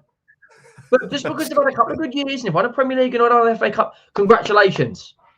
Fantastic for them. Jamie Vardy, I love Jamie Vardy. As much as everyone hates him, I love his passion. I love the second top scorer this season, and he's gone under the radar again this season. But he's the second top scorer. Only Salah scored more goals than him in the league. Exactly. And this is a guy that come from Fleetwood Town, but Leicester aren't a bigger club than Tottenham. And if you think that, then you're deluded, because they've won, what, 5 trophies in all comps? In all competitions, they've only won 5. But it is what it is. People are entitled to their opinion. That's what makes things, brilliant. So, big up to Grant McRoberts, a Rangers fan, always in my chat, man, always a real one as well. Thanks for the donation, buddy. Hope Villa go down, and then Gerrard's career, leaving us in a semi and a huge game against Prague, and leaving us in the lurch will never be forgiven. Wow, mate, is this how Rangers fans are acting? Like, honestly, listen, I don't support Rangers, so if I was Rangers, I'd be upset. Like a Rangers fan, I would be upset. But at the same time, I'd also appreciate that guy won you your first title in God knows how long against a team that had done a treble. Yeah, and then he was beating them and beating them and beating them constantly, man. And I think he got them to the quarters of the Europa League. But listen, it's what it is. Like, quarters for Rangers is a success. A quarters for even Tottenham. Okay, a semis would be a success for us. So winning it, I'd go out on a piss for a week. It'd be like a bank holiday for us. But like Rangers, when you look at, all due respect, the quality of their league, Hibernian, Hearts, they're all championship sides. Without a doubt, you could put any team from the bottom 10 to the Premier League to 20th, and they'd probably have a good chance of winning the league or thereabouts. I mean, he hasn't left them in the best predicament. That game against Prague, not next week, the week after, is massive for them. If they lose that, I'm pretty sure they're out, as they draw their last game 1-1. But you'll bounce back. You'll get a manager in. They're after the Feyenoord manager, aren't they? Well, the thing is now, because he's left them in the top of the table, they are in a semi, and they have got that big game, as he says. It's now a bigger job than it necessarily would have been if Gerrard hadn't have done what he done. Because if Gerrard hadn't have won the title, and I think he went invincible as well, didn't he? He went unbeaten. Yeah, I mean, that's mad. Like, that is actually insane. Like, to go there and go invincible. I think Celtic have gone invincible twice. One back in the 40s or something, or 30s, and then one 5-6 years ago, whatever it was. Yeah, but yeah, that I'm actually surprised, Grant, that you think that. Like, honestly, I am. Like, but listen, it ain't my football club, so you know it better than I will ever know it, mate. And it's like, but it's like if Arsene Wenger went off the back of your unbeaten season and then got you to an FA Cup semi-final and then a big knockout game in the Champions League against Barcelona and left you, you'd be fuming, because you'd be like, at least get through these games. Do you know what I mean? Like, you've left us in a predicament. But shout out to King Hodo as well. Since 1980, 2 FA Cups, a Europa League and 2 League Cups. What have West Ham won? Get back in your box. Spineless fans. You've got one player in Declan Rice and the rest of your team is performing well. But, like, I just can't wait for their bubble to burst in the festive period. I'll be the first one giving it large and stuff. Don't worry about that. Do you think it will burst, though? Because they have got a good manager. David Moyes is a good manager. You don't manage 1,000 games. yeah, without having some kind of consistency over that period, Hmm. yeah, in the Premier League, right? And he is the longest serving overall Premier League manager. Yeah, obviously Sean Dyche for single club currently is the overall like longest serving, but overall, for him to have managed that many games and majority of them be in the Premier League, Without that Man insane. United job, if he didn't flop at Man United, he'd be a very, very good manager. It's just because people judge him on what he did at Man United. Yeah, he won the Community Shield, but like it's one game. There's no knockout period to get to that. And I thought he was unfairly, kicked out at United. Sir Alex Ferguson saying, "I want you to be the replacement." You've obviously got to be a good manager. Like this is Fergie we're talking about. Well, it's funny because I said this with Rance the other day. Yeah, these managers are very egotistical. Yeah, Wenger's the same. Yeah, and it's like indirectly they think they're doing the right thing, but deep down in the back of their head, I'm not saying that Fergie tried to sabotage Man United, by the way, right? And I couldn't get my words out properly the other day with it, but if he had brought in somebody like a Pep or a Klopp or like a top coach, yeah, that top coach could have gone on and won 2, 3, 4 Champions Leagues in a row, like Zidane did, and that's now. Well, he's done double what Fergie's won in Europe and blah, blah. Do you know what I'm saying? It's like, so I'm not saying Fergie deliberately sabotaged it, and obviously he's mates with Moyes, but it's always going to be difficult, and it's the same with Eddie Howe at Newcastle, same with Unai Emery when he came in. When you've had a manager that's been at the club for so long, and then you're the first manager in after that, like Unai was, you're always fucked. You are always up against it because the fans will always compare you to Arsene Wenger. Yeah, that's now. Yeah, now Arteta's come in and everyone's loving life, even though he's doing worse than Unai Emery, albeit he has won a cup. So on that basis, the game's about trophies. He's done better than Unai. Yeah, Unai Emery won a Europa League with Villarreal. First trophy in the history. Shout out Juan Foyth as well. He was immense. He's immense, bruv. They've got fucking Coquelin and Capoue balling in that team, bruv. Both dead for both our clubs. Both are horrendous. Capoue we sold to Watford. Like the man's absolutely washed up, but he put on the yellow. They got Alberto Moreno at left back. Yeah, they've got fucking who's the centre back? He's about fucking 38. Yeah, he was. Raul Albiol. Raul Albiol. Yeah, he was at Madrid, wasn't he? Yeah, it's the guy's like 37. The team that Unai Emery won that Europa League with. Yeah, when you look at it, if you put Villarreal in the Premier League, that would be relegation fodder. 100%. They'd be right down there. Although he's a good manager, he is a very good manager, Unai Emery. Yeah. I think the problem with Unai Emery is that when he goes to a big club, like he was always fucked coming to Arsenal because he came in as the first manager after Wenger, the same as Moyes did under Fergie. Eddie Howe's going to find this out very quickly. He'll probably keep him up because he's a decent coach. Yeah, but he's not going to kick them on to the next level of top 10. He'll just right? steady. So he's going to get sacked because them Geordies, although they're not fucking bang on it, we've got to win a title, they're very realistic with where they're going to be. And it's going to take time. But I think the next progression from now is keep them up. Then next season, they have to be top 10. And if they're not top 10 very quickly after 10, 15 games, he's getting sacked. Then the next manager that comes in is the one that's going to be the fucking hero because he's going to get them top 6. Yeah, now they're in Europe. Yeah, and that's now going to keep him in the job for a little bit longer. They'll give him more money and then he could maybe push him on to try and be a top 4. If he don't do that, they sack him. Yeah, and this is the thing. Longevity in football is kind of dead, which is why Arsenal and Man United fans, I say this every day on this channel, yeah, Arsenal and Man United fans are the only fans in the world that love longevity. And that's because we had Fergie and fucking Wenger here for 20 odd years. Yeah, but like you look at longevity, like the manager shouldn't affect the way the club look at players. Like you look at longevity, Martin Noble, right? Been at one club his whole career. West Ham through and through. Average player, just going to put it out there. Never got an England cap. Yeah, Harry Winks did. Anyway. Mikel Arteta never got a Spanish cap, by the way. I know. Like, do you know someone the other day compared him to Santi Cazorla? Like, oh, mate, our fans are fucking weirdos, mate. Yeah, did you see my story earlier about how they're talking about fucking Arteta as the best looking manager in the league and all this bollocks? Yeah. And then they're talking about Bruno Fernandes at fucking Man United, right? And albeit I don't particularly rate him as highly as some United fans do. Like they're saying, oh, he'd only make the bench at Arsenal. He'd like, fuck off, man. Yeah, like seriously. Our fans are weird. When you look at attacking playmakers in the league, for me, he's second behind De Bruyne. In terms of created chances and all that, but I don't look at these stats, mate. Yeah, I like created. He takes corners, he takes free kicks. Yeah, but he is a corner though. Like he can. If you take a corner and I header it over the bar from that corner, you've created a chance. It's just a fucking hit. His goals and assists, he's second behind Mohamed Salah in the last 18 months. Listen, Terry had me on toast the other day on his show because he was coming out with all of these fucking stats. And I was like, Terry, I said, you're comparing him to Kevin De Bruyne, right? I said, but, and you're saying about, because I said about getting the ball back and working hard and getting back that way. Yeah, when you look at his heat maps, he's literally that close to Ronaldo on every heat map in a game. And it's like, you're supposed to be going back that way as well, mate. And De Bruyne kind of plays a slightly different position because he's a little bit deeper, yeah, and he spams crosses, right? But he said to me, Terry, and he tried to stitch me on stats. Big up Terry, big up Brandon as well. I haven't seen the interview he done with Big Sam, but he was telling me about it.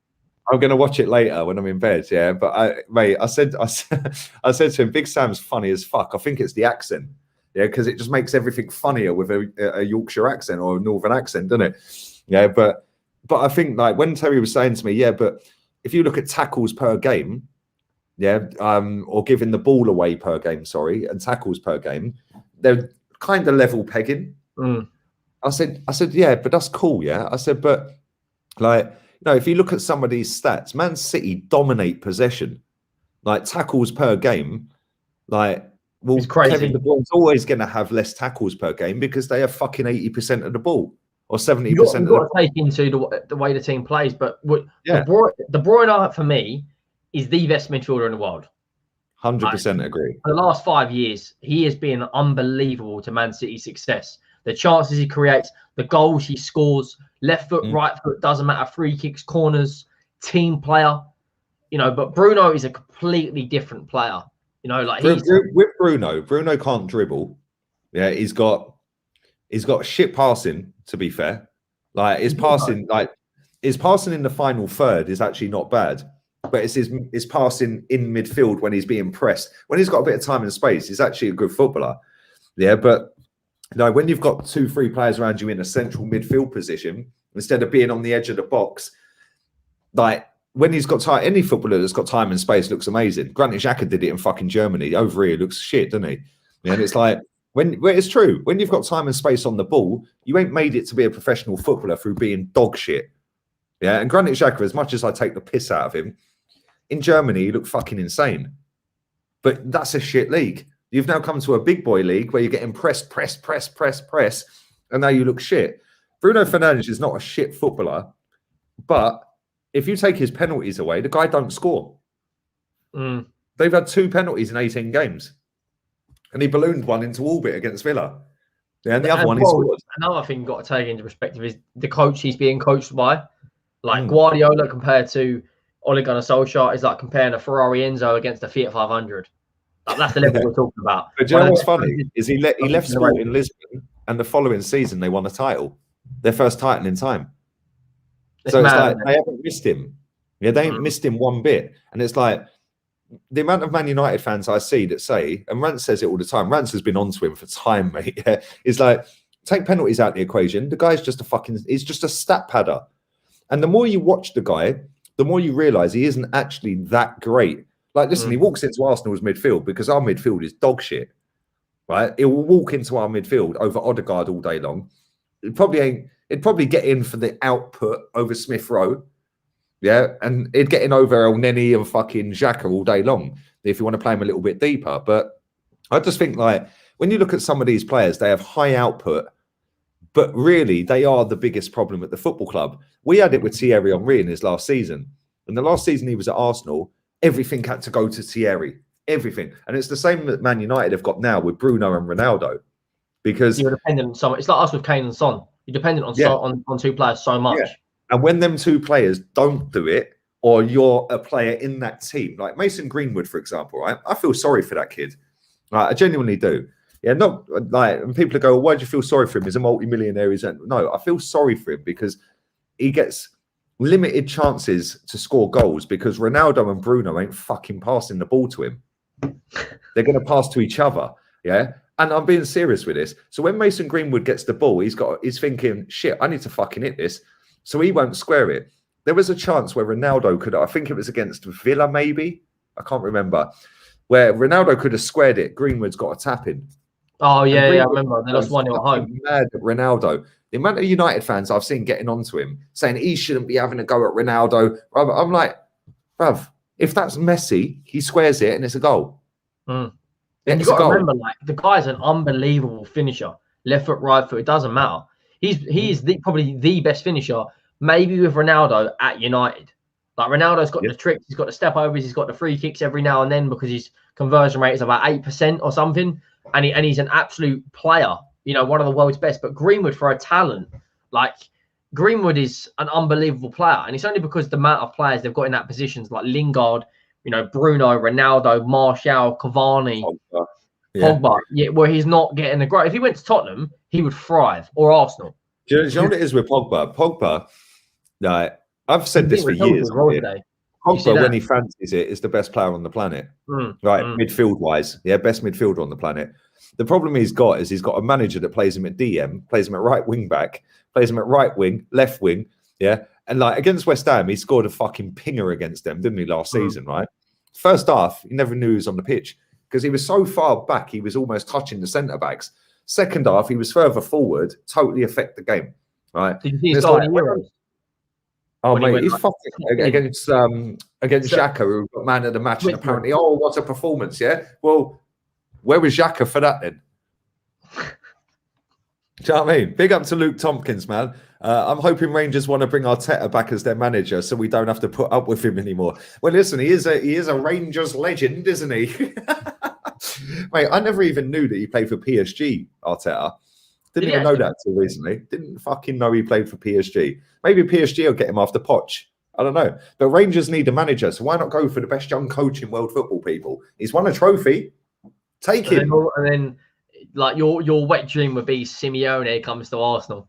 Oh, mate, you already know. Bruv, I'll have the mop out, the wet floor signs. It'll be a fucking floodfest in this gaff, bruv. Trust me. Big up Grant for another donation. He says, it was how he did it. He said he was happy and settled and not ask silly questions to leave. Shows no loyalty in football and that's football though in general. There's never no loyalty now. It's not like it was 20 years ago where you had players playing for the badge. Now they care about their image, their player rights, this and that. It's all changed. The game's changed, and, like, certain players haven't evolved, certain managers haven't evolved, like Mourinho hasn't evolved.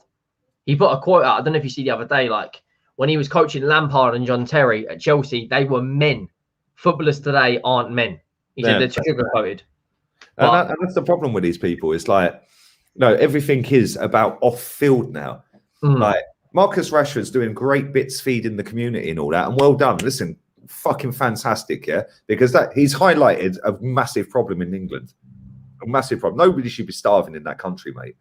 Yeah, it's not a fucking third world country that's struggling to fucking make ends meet. Nobody should be starving. And credit to him for doing what he's doing, yeah? But at the same time, he's got millions and millions of followers because of football. How many followers would he have through feeding people? No, it's true. I know it's funny. Like, it's he's just become a doctorate or something, yeah? And it's like, well done, congratulations, fair play for educating yourself and doing another thing, yeah? Well done to you. But it's all for... Like, yeah, you give it's all for non-footballing reasons that people are starting to rate the guy. Like, somebody came in my chat yesterday and said, yeah, but he's had 70 goals and assists in 2 seasons. I said, how many trophies did he win? And he went, none. I said, what's the fucking point then? It's all irrelevant stats. Yeah, like, it's an amazing thing what he's done, but, like, you're right. You are right to a team. Ultimately, right, if we're on an unbeaten run of 10 games, right, if we don't win the league this season, it was irrelevant. So all these irrelevant little fucking runs and these irrelevant stats and the fucking goals and assists, if they ultimately lead to nothing, they're irrelevant. Yeah, I say this all the time. The goal should be to win the title. Every single team should want to win the title. Even Ivan Toney said, our aim this season is to win the league. This is a team that's just been promoted. My aim is to win the title, he said.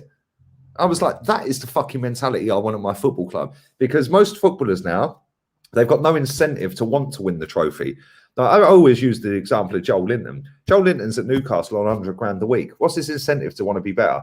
He's on 100 grand a week. He's one of the worst players in the Premier League. He's horrendous. Like, I can't stand him. And people want to sit there and Steve Bruce crying about, oh, they called me a fat cabbage head. Bruv, you spunked £40 million on Joel Linton. They got St. Maximin in that same window, though. St. Maximin's a baller. Well, could be a baller, but his attitude. St. Maximin. Yeah, St. Maximin. I had some little knob last night with St. Maximin trying to skills me up all over the place, yeah? And I was like, I know what you're going to do every time. As soon as you play FIFA and you see these people doing all their skills with Vinicius and Maximin, it's like you just stand off them and let them do their skills. Like, this guy was just skillsing with everyone. I ended up fucking doing him in stoppage time. I sent him a message. Maybe get a couple more 5-star skillers, mate. Like, do you know what I mean? Fucking. But that St. Maximin, yeah, again, on his day, looks world beater level, but he has his day twice a year. That's the thing as well. It's that inconsistency. That's what separates these players. Opinion on Martinelli. I hope. I want to give an unpopular opinion, and it's probably going to you. And a lot You're going to say he's overrated, yeah? The guy is massively overrated. One goal against Chelsea where Kante slipped. That's it. Like. Oh, come on, he scored against West Ham. You've got to love that one, innit? Yeah, like, fair enough. You scored against that tower of shit, like the this and that. But you can give Wilshere, like, I might be a bit biased, I'm a Spurs fan, but Wilshere, you could see there was talent there. You could see there was ability. Oh, come on. Martinelli is the most talented kid within that squad. He's more talented than Saka and Smith Rowe, in my opinion. That's a big shout. Yeah, but it's based off of what I've seen. The guy can dribble. Yeah, he works hard. Like, people say, oh, he's not in the team because he don't track back. Bollocks, he does track back. Yeah, people say Pepe don't track back. The geezer was fucking drag backing and fucking nutmegging Crystal Palace fucking players in the corner flag the other day. Yeah, in our corner flag. So it's like these conceptions of players are fucking misconstrued. And it's like Martinelli, he can score with his head, he can score with his left, he can score with his right. And this is why the comparisons with Greenwood always come up. Because they are both very good fucking finishers, and they're both very good dynamic players. They're both being very much misused. In fact, Greenwood is actually lucky he's getting any game time, but in a way, it's kind of hampering his career that he is getting game time. At least with Martinelli, this manager's not completely fucking hanging him out to dry. Although he did bring him on for 2 minutes in stoppage time for Bukayo Saka the other day, who did fuck all for 70 minutes. Right? And it's like, why didn't you just bring him on? Like, but as soon as we get a proper manager or Martinelli leaves and goes to another club, that kid is a superstar, man. Trust me, that kid is fucking brilliant. Like, honestly, he can dribble, he's got pace, he's aggressive. South American ballers, bruv, yeah? Like, most South American ballers, they've grown up in poverty with no socks and fucking shoes and football boots on, kicking a ball on gravel. Yeah? They're tough motherfuckers, man. South Americans have a different mentality. Like, I looked, he had a very good season when you went far in the Europa League, when you lost to Atletico. Was it Atletico? Olympiacos. No, the year before that. When did he start? Because I remember he scored a few. He scored two. Emery's season. It was. Who did we fucking know? Who did we lose to? No, Emery. Emery had him. Emery got sacked. In Martinelli's first season. Yeah, but he scored against fucking pretty much every team he played. He scored against fucking Nottingham Forest in the cup. Mad flick header in that game, man. That goal was sick. Yeah, he was scoring against everyone. What does he have to do to break through to your team? Because, like, get rid of the manager. That ain't gonna happen anytime soon because your board loves him. Like, mate, yeah, but this manager and this fan base, yeah, suck off the likes of Saka and Smith Rowe over Martinelli. Yeah, which I kind of get. I do get it, yeah. But Saka's been shit. And I mean shit for about 8 months, 9 months. Like if you look at his performances, and people don't like me saying it, oh, you're picking on a kid. No, watch the fucking games back, motherfucker. Yeah, he has scored 2 goals. He is a right forward scoring 2 goals in 9 months for Arsenal Football Club. Yeah, why can't I get criticism? It's a results business. Pepe, these motherfuckers would be queuing up to spank him and fucking deport him. Yeah, but then when Pepe scored all the goals at the end of the season, oh, he's doing it in irrelevant games. Well, he's still fucking scoring, Never mate. gets disrespected by Arsenal on a different level. Like, I took the piss out of him when he first came to the football club. I was calling him Javinho 2.0. But like the guy's got talent. Like, he reminds me a lot of Mahrez, cutting on the left and his curtains. The next super chat, we'll talk about the next. We'll do this one. Do the next. I'll come to what the money making Mitch. Yeah. Is that no. Oh no, the one after that. The one after that. Okay. All right. Let me read these two real quick. Grant, you're a G, bruv. Van Bronckhorst is the bookie's favourite. An Arsenal ledge. Barcelona ledge. Fans' favourite for Rangers. No thanks to Arteta. Gio any day. 1-2 Super Cups and 2 Dutch Cups. So you'll take Van Bronckhorst over Arteta. Are you not feeling the Arteta hype, my friend? He's the best young coach in world football. Like, he's got the best drip. All of our fans fancy him. Like, all over Instagram today, they're saying he's the best looking manager in the league. Like, he's got perfect hair. He's the best looking Spaniard we know. Mate, come on. Surely you won't Van Bronckhorst, mate. Regardless of someone's look, you're judged on your managing ability. Like, it's fucking shame. That's what they do, mate. Our fans are fucking weirdos, bruv. I've been telling everyone for years. They are weirdos. Then you've got fucking people sitting there going, like, with Saka and Smith Rowe, they're getting a free pass no matter how shit they play. They could drop 0 out of 10s, and Saka's dropped a couple of them this season. They stay on for 90 minutes. Yeah, and it's, like the game at the weekend, Saka did well for 20 minutes. After that, he was pony. Didn't even know he was on the pitch when he got subbed. Yeah, the amount of people on my fan cam comments are going, "Oh, what game did you watch? That was one of his best games for Arsenal." Like, best games? Really? What did he do? Oh, but he works hard. Well, his job's to work hard, mate. Yeah, but he was pressing. Footballer closes down another footballer. That's his job. Yeah, I mean, it's like people say, "Oh, he's a good shot stopper as a goalkeeper." It's his fucking job to stop shots. Yeah, just another excuse, mate. Yeah, it's mad. Big up to money making Mitch. Martinelli's ceiling is the highest at the club. 100% agree with you, my friend. 100%. Big up to LP and big up to everyone putting a super chat in, man. We're going to wrap this up in about 5-10 minutes, people. Yeah. Keep smashing the likes up. Make sure you are subscribing to Henry Wright TV. The link is in the title. Blue hyperlink.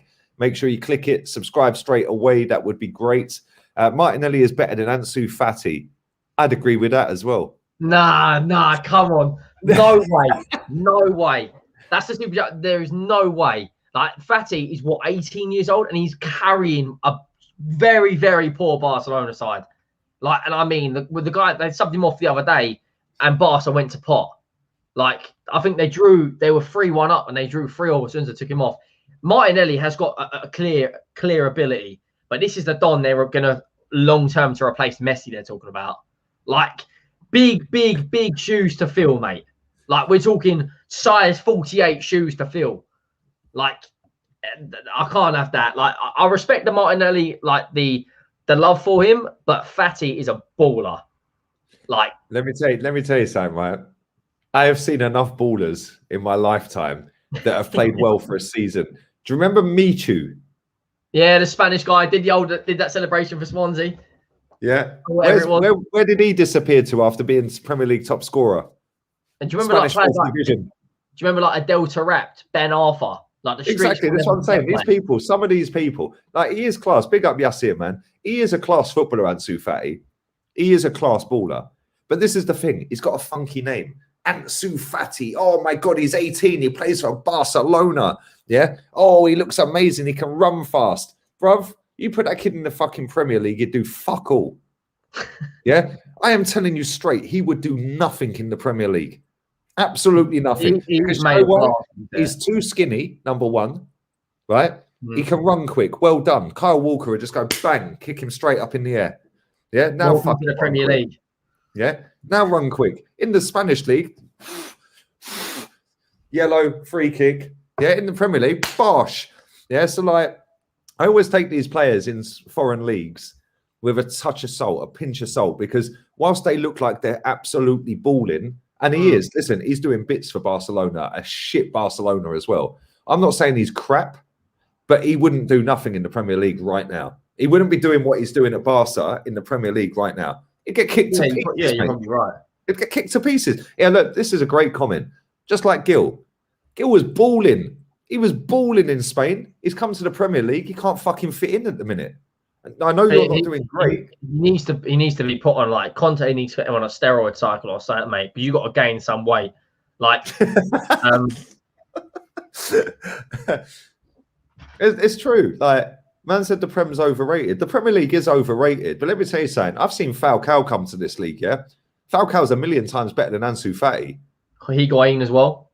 Very good striker. Comes to the Prem, does nothing. Shevchenko, another one. Yeah, Diego Forlan, another one. Yeah. Do you know what I'm saying? I'm not talking about idiot footballers here. We're talking about top ballers here, yeah? They've all the top ballers. Morata, smashing it in Spain, smashing it in Italy, comes to the Premier League, flops. Yeah. It's like every time he goes back to Italy or Spain, he fucking smashes it. Yeah, and it's like, this league, it is overrated. I totally agree with this comment. It is an overrated league. But at the same time... Maria, that's another one. Di Maria, there you go. Man said Ballack. Did Ballack fail? I don't know. No. I'm not sure about Ballack. I don't know. Listen, Ballack's cool, man. Like I don't know, Marv. I don't know. I can't remember. I've had 3 beers, mate. Timo Werner, absolutely slapping it in Germany. Kai Havertz, absolutely smashed it in Germany. Won Premier League goal. Champions League though with a winning goal, so he pays back his 90 million. Fucking give him the Chelsea job. It worked for Man United. Yeah, Havertz, £70 million. And he scored 1 Premier League goal. But nobody talks about it because he scored that Champions League goal. Nicola Pepe scored fucking 10 goals last season in the league. Flop. How's he a flop? He scored 9 goals. But he's older than Havertz. Like, that's what it's all about. Prestige. And he's older than Havertz. That's all. Veron, Saber Veron, flop. Yeah, I said that a second ago. Unbelievable midfielder. Comes to Man United. Flop. Morientes was a G in Spain. He was a bad boy player in Spain. And at Monaco, he was a G as well. Yeah. And he flopped at Liverpool. Absolutely flopped. That comment from Jesus Street. Son, Company, and Brzezinski were balling in the Bundesliga. All crap. Let's not get into it.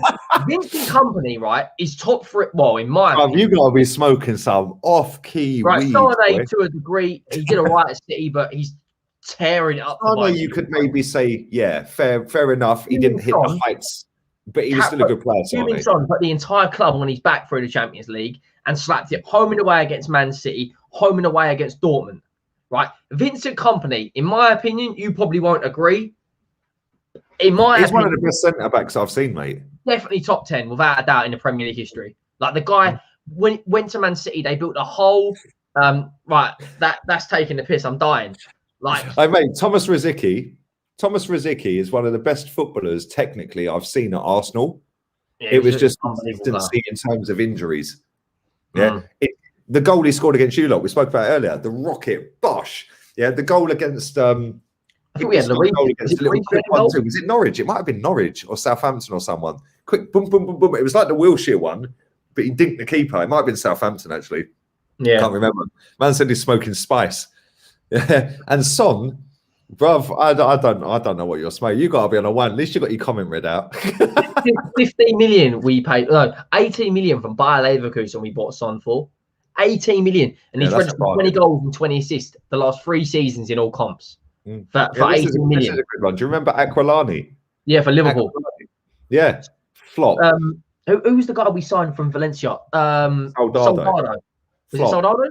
Yeah, Soldado. Yeah. Unbelievable striker for Valencia. So like 80 goals in 120 games. Come to us, scores like 2 in 47. That's what I'm saying. Right. And this is why, like, I look at these players. Yeah. Man said, Lee, your drink must be spiked. Mate, that geezer's drink must have been spiked. Right? But it's like Fernando Llorente as well. Albeit he did score against City, so you lot are giving him a pass, innit? Even though it was handball. He's hit the most famous hit in Tottenham's history, mate. Yeah, it was a handball, mate. And then Sterling's fucking goal got ruled out. I was like, you bastards, you lucky bastards. I honestly thought we were going to win the Champions League until 40 seconds in. Sissoko's doing traffic directions. The ball hits him here, which is somehow given us. That was never a penalty. Never a penalty, mate. I'm glad you didn't win it though. Adrian Mutu, another one, got too much on the cocaine, and then fucking Chelsea sued him for all the fucking money they were paying him. Yeah, I wonder what's happened to him now. He's probably fucking loving life in Romania, bro. He's probably got boats and hoes. Yeah, still with a cocaine. But there we go. It's mad. Franny Jeffers was a flop. Exactly. Franny Jeffers looks sick and he comes to Arsenal. Flop. You know, Fernando Torres went from Liverpool to Chelsea, flop. Andy Carroll from Newcastle to Liverpool, flop. You know, and this is the thing, right? As well. Certain players. Ansu Fati would never come to the Premier League at 18 years old and be doing what he's doing at Barcelona. Never in a million years. And that's not because the Premier League is the best and all of this crowd, because it is overrated. Robinho, another one. Do you know what's funny with Robinho? If you had when he said, I thought I was signing for Man United. I never knew there was another Manchester club. Yeah. He goes, I got stitched up. That guy. The shithousery is laughable. Baptista as well, right? It was a solid player. Do you know Baptista scored 4 against Liverpool? Yeah. 4 against Liverpool, did fuck all else. Yeah, this Andre one as well. got 4 as well, didn't he? Winston Bogarts, yeah, fucking just sitting there like chilling. Just chilling, yeah? You paid me the 50 grand a week, bruv, yeah? I'm chilling. I ain't leaving. I'm not leaving. I'll just sit on the bench, mate. What about when you look at who was the guy that you had? What was his name? Oh, it will come to me in a minute. You had a midfielder. Oh, it will come to me in a minute. Mesut Ozil. Unbelievable player at Real Madrid. Like at Real Madrid, at Arsenal. Arshavin. A baller. Like the game against Liverpool, was it at Anfield? The guy was on. The 4. Yeah, the 4 was at Anfield. Yeah, it was at Anfield. We should have won that fucking game as well. Again, another Wenger disaster class. Theo Walcott run the whole length of the pitch in that game as well. It was like watching George Weah at AC Milan, bruv. It was mad. It was fucking mad. Andre Santos, dog shit footballer. Antonio Reyes, R.I.P. to Jose Antonio Reyes. Madness. But listen, we are going to wrap this up, people. What content you got coming up, man? I know it's boring international breaks. So you got anything coming out tomorrow? I'll probably do a show at some point over the weekend. Obviously, we got a show, the two of us on my channel, 7 p.m. Probably be looking forward towards the Premier League. We might do like a combined Spurs Arsenal 11. Apart from that, that's on Monday, yeah? Monday, 7 p.m. Monday, 7 p.m. We're 9 subscribers away from 3.2k, so appreciate Come anyone. On, subscribe, man. Subscribe to this guy's channel. Click the title, the link in the title. That. Anyone that subscribed to the stream or like the video, I appreciate it. It all helps. Carlos Vela as well, like doing unbelievable things at LAFC, which is a pony league, but Arsenal we flopped. Like he was. Mattia Kesman, smashed it in the Dutch league. Did fuck all for Chelsea. Yeah, and this is what I'm saying. It's like people just get gassed. Kleberson's actually won a World Cup, which is a fucking disgrace. That guy has won a World Cup for Brazil. Jemba, Jesus Christ. And Bebe, somebody stands out as well. Like Andre Shevchenko, unbelievable at Milan. Comes to Chelsea just because he knew Abramovich because some dodgy dealings. And literally, I don't even think he registered 20 goals. Ziyech as well. Donny Van der Beek as well. Like there's loads of them. Van der Beek's, I get it, but fucking Ollie's killing him, man. He is killing him. That guy. We're 8 subscribers away. Come on. Listen, 8 of you pussy holes in the fucking chat, yeah? Rats. Where's the rats? The rat army is supposed to be loyal, yeah? Maybe they don't want to subscribe to a Tottenham channel. I don't know. I get it. We're shameless, mate. They're going to subscribe. Subscribe to the guy's channel, man. David Bellion. Do you remember him at Man United? Rebroff as well. Sergei Rebroff. Lo Celso stands out. The guy stinks out the stadium every week. And do you know what? He was Real Betis' best midfielder the season he joined. He come off the back of a 15-goal season from a central midfielder and absolutely flops. Yeah, but it's mad. Listen, we've done nearly 2 hours, man. That's lit. I'm going to go and eat my lamb fowl and my samosas, my chapati and all of that. I'm going to go and heat it up. I'm going to tuck into that. And yeah, man, big up to everyone who's watched live. Make sure you subscribe to Henry's channel. Click the link in the title. It's a blue hyperlink. It'll take you straight to the channel. Just press subscribe. We're back on Henry's channel on Monday, 7 p.m. I'll be back tomorrow, Friday tomorrow, with rants at 3 p.m. UK time. And the podcast will be probably 5 p.m. I'd imagine. I need to check with the lads, Jez and Kenny. I'd imagine 5 p.m. I might be back with an earlier daytime stream as well. So keep your eyes peeled for that. Make sure notifications and all that are on. But listen, we're out of here, man. Thanks for coming on again, buddy. Big up to everyone. No worries, mate. To everyone who's liked. 325 is a disgrace. Keep liking the thing. Thanks to everyone who's put a super chat in as well. I do appreciate that. And shout out to everyone. We're out of here, people. Arteta out. Come on, you Spurs.